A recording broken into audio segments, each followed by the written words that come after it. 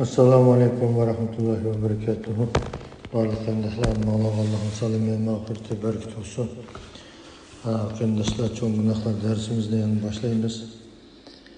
Bugünkü dersimiz 27. çoğun günah bacısılık algıçılarının kılmışı.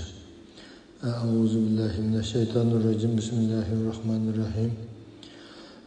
Bu hafta Allah Teala Sure Şura'nın 42. ayetinde mundaq deydi.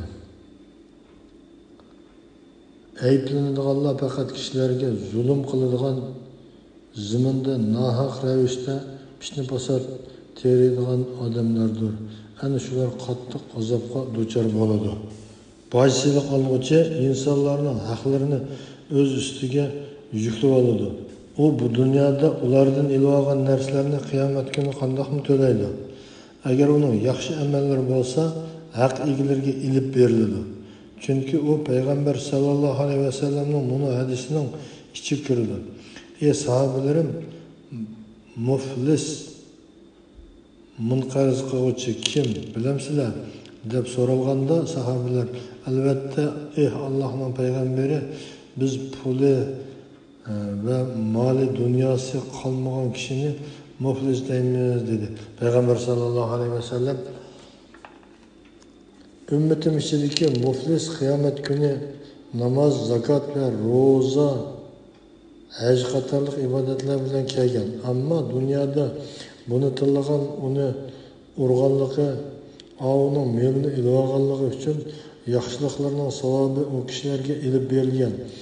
Agar ustidagi zulm tugashdan burun yaxshiliklarning savobi tugab qolsa, ularning gunohlari ilib onun üstüge yüklengen andın dozakka taşlangan kişidir dedi. İmam Müslim, İmam Tirmizi ve İmam Ahmet rivayet kılgan.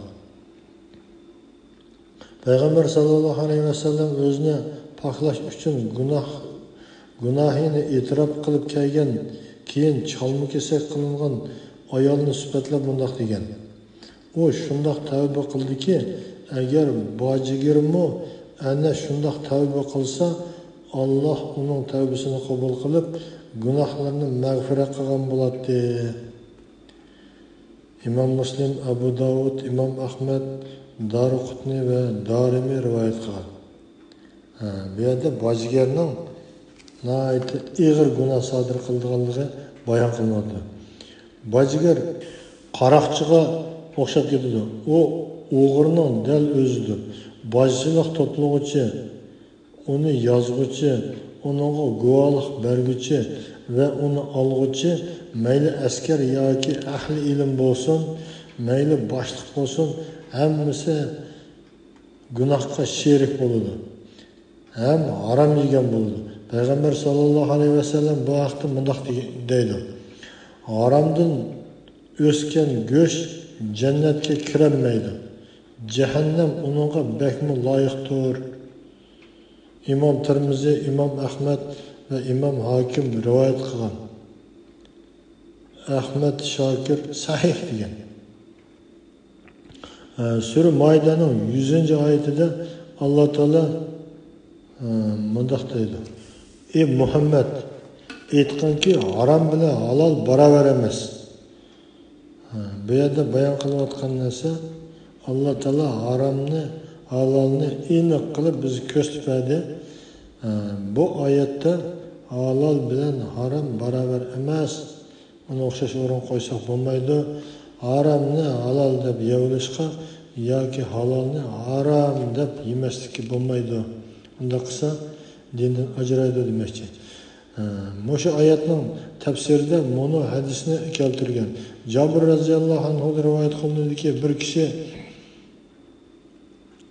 ey Allah'ın peygamberi, arak setip ticaret kılman. Arak setip nahit köp pul mal topladım. Bu mallarını Allah yolunda sarf kılsam bana savap olamdı deb sorgan idi. Peygamber sallallahu aleyhi ve sellem eğer sen o malını hac yoki cihat yolunda sarf kılsan yoki sadaka kılsan Allah'ın nazarida başının qanıtçılık mı savapqa teng bo'lmaydi.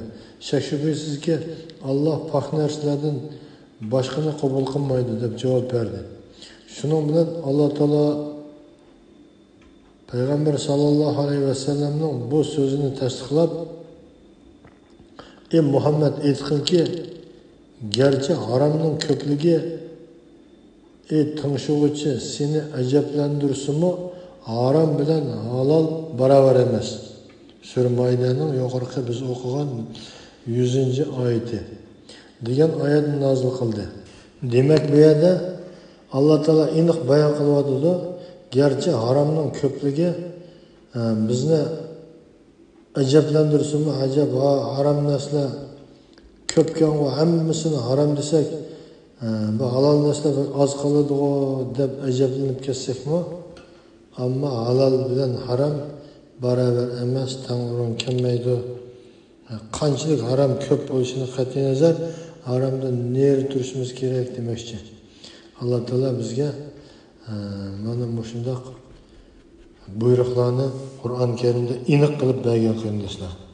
Shuningga qarindoshlar, boychilik va boshqalarning narsalarni egallab olishdan saqlanaylik. Unda ishlardan o'zimizni neri qilayli. Boychilik degan gap boshqalarning haqqini majburiy oldi degan gap. Mayli majbur olsun, mayli yoshirin bo'lsin, boshqalarning haqqini olsa qiyomat kuni uni Alloh taolo kechirmaydi. Alloh taoloning haqqi bo'lsa, Alloh xolis kechirdi, xolimasa kechirmaydi. Ammo insonning haqqini kim ilvasa Alloh taolo qiyomat kuni cho'qim uni olib berdi. Hargiz kechirmaydi. Shuningga qarindoshlar diqqat qilishimiz kerak.